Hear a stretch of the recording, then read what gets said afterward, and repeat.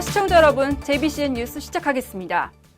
저희 JBCN에서는 평택시 세교공단에서 발생하는 악취 때문에 학생들이 공부를 못할 정도로 고통을 겪고 있고 또 인근 주민들은 창문을 못 열 정도로 스트레스를 받고 있다는 내용, 지난 3월 12일자로 보도해드렸는데요.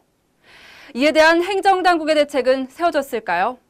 아직은 이렇다 할 해결책은 마련되지 않은 것으로 확인됐습니다. 그런데 아이러니하게도 악취 민원이 빗발치고 있는 이 일대에 대규모 아파트 단지가 건설되고 있다는 겁니다. 보도에 정태석 기자입니다. 지금 경기 평택 지역은 건설 호재라는 말까지 나올 정도로 택지 개발 사업이 한창입니다.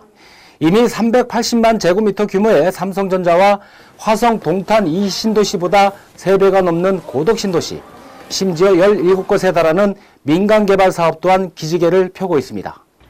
평택시 세교동 25번지 일원 43만 7천여 제곱미터의 부지에 자리 잡은 세교지구도 본격적인 개발에 들어갔습니다. 일단 현대건설이 시공하는 822세대 규모의 현대 힐스테이트 아파트 1차 분양이 지난주부터 시작됐습니다. 평균 분양가만 3.3제곱미터당 935만 원에 이릅니다. 여기 분양가가 세니까? 전체세고서 20평대가 1,000만 원을 찍었어요.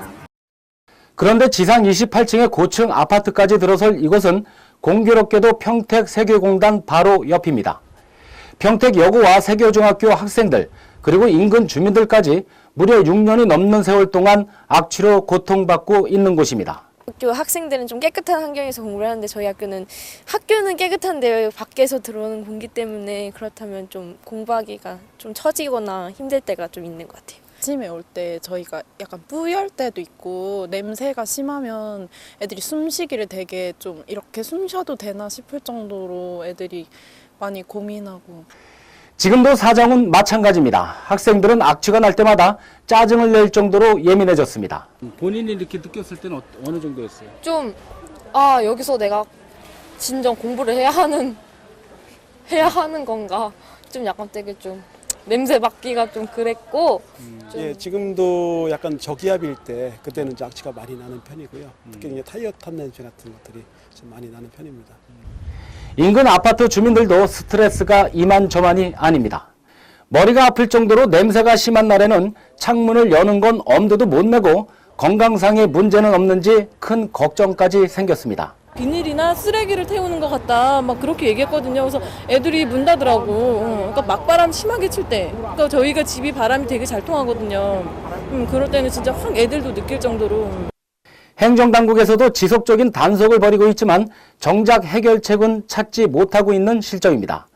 코를 찌를 듯한 악취가 발생되고 있는 업체를 알고 있으면서도 사실상 법적 기준치가 넘지 않아 행정조치를 취할 수 없는 입장입니다. 올 7월달만 해도 지금 악취 포집을 3개를 했어요, 3개나.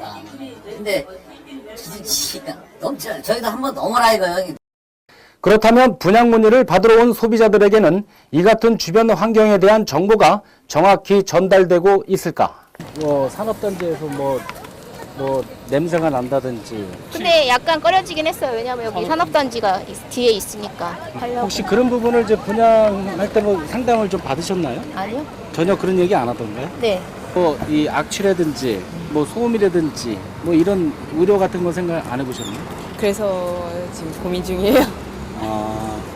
그런 걸 분양 사무실에서 얘기를 안 하던가요? 네, 전혀 안 하더라고요. 그냥 아파트 얘기만 하더라고요. 하지만 모델하우스 분양팀 관계자의 입장은 이와는 전혀 달랐습니다. 아파트가 들어설 주변 환경에 대해 명확히 설명하고 있다고 밝히면서도 공식적인 인터뷰는 거절했습니다. 그거는요. 예. 인터뷰 안 하겠습니다. 대규모 아파트 단지가 들어설 평택 세교지구의 현 실정입니다. JBCN 뉴스 정태석입니다. 네, 다음은 간추린 소식입니다. 9억여 원의 불법 정치 자금을 받은 혐의로 기소된 새정치민주연합 한명숙 의원이 대법원으로부터 징역 2년의 실형을 최종 확정받았습니다. 한 의원은 대선을 앞둔 지난 2007년 총 3차례에 걸쳐 불법 정치자금 9억여 원을 받은 혐의로 2010년 7월 불구속 기소됐습니다.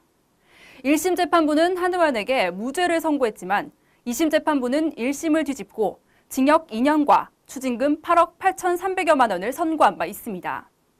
대법원은 판결문에서 한 전 대표는 1심 법정에서 조성된 자금을 한 의원에게 제공했다는 검찰 진술을 번복하고 다른 사람에게 빌려주거나 공사수주 로비 자금으로 사용했다고 진술했지만 현실성이 없고 오히려 경험칙에 반한다고 밝혔습니다. 제19대 국회의원의 비례대표로 당선된 한 의원은 이번 판결로 국회의원직을 상실하게 됐고 수일 내 절차에 따라 구속 수감됩니다. 수원지방검찰청 평택지청은 성폭력 범죄의 처벌 등에 관한 특례법 위반 등의 혐의로 여고생 17살 A양 등 5명을 구속 기소했다고 20일 경기일보가 보도했습니다. A양 등은 지난 4월 27일 평택시의 한 모텔에서 술에 취한 지적장애 3급 20살 B씨에게 원조교제를 했다며 1,000만 원을 요구하고 34시간 동안 감금한 채 폭행, 학대한 혐의를 받고 있습니다.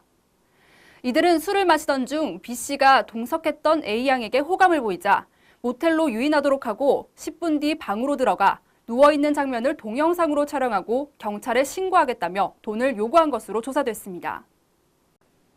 주변의 어려운 이웃을 돕기 위해 마련된 희망 나눔 바자회가 평택시청 앞 광장에서 열렸습니다. 어제 오전 10시부터 진행된 바자회는 합정 종합사회복지관과 생활개선회 등 200여 명이 참석했습니다. 특히 이마트에서 생활용품 등 1억 8천여만 원 상당을 기부하고 90% 할인된 가격으로 판매해 나눔에 앞장섰습니다. 바자회에서 얻은 수익금은 행복나눔본부 기부를 통해 저소득층에게 쓰일 예정입니다. 사우디아라비아에서 최근 메르스 환자가 급증함에 따라 중동 지역 여행객들의 주의가 요구되고 있는데요. 이 때문에 또다시 메르스가 기승을 부리지 않을까 하는 우리 국민들의 염려 섞인 목소리도 나오고 있습니다. 메르스로 위축됐던 경제가 조금씩 살아나고 있는 이 시점에서 또 같은 일이 반복되지 않도록 보건당국의 철저한 대비가 필요해 보입니다. 지금까지 진행의 김윤희였습니다. 시청해주신 여러분 고맙습니다.